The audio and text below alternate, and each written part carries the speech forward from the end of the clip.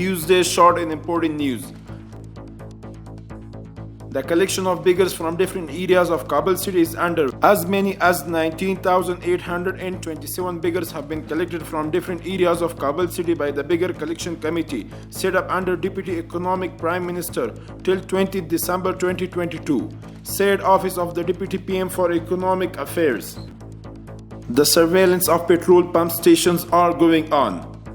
Afghanistan National Standards Authority completed the process of monitoring fuel pump stations, storage and sales centers in Helmand province and sealed 50 pumps and 18 storages due to low quality, said Afghanistan National Standards Authority in a statement.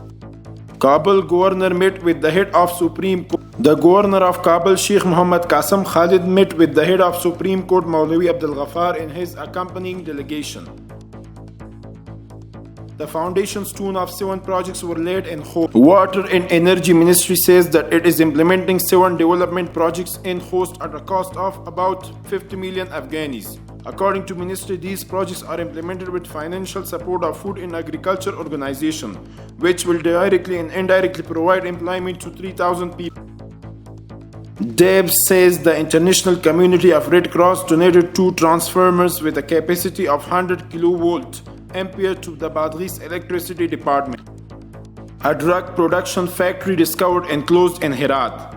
Counter-narcotics officer discovered a drug production factory in Adraskan district of Herat. The officers shut the factory and seized 2,560 kilograms of chemicals used in drug production from the site. A man fraudulently taking money from people was arrested.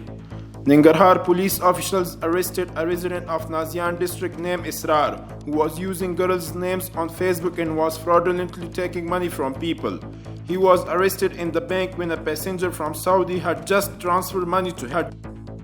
Afghanistan National Disaster Management Authority says 8 earthquake-hit families received cash aid in Kunar province.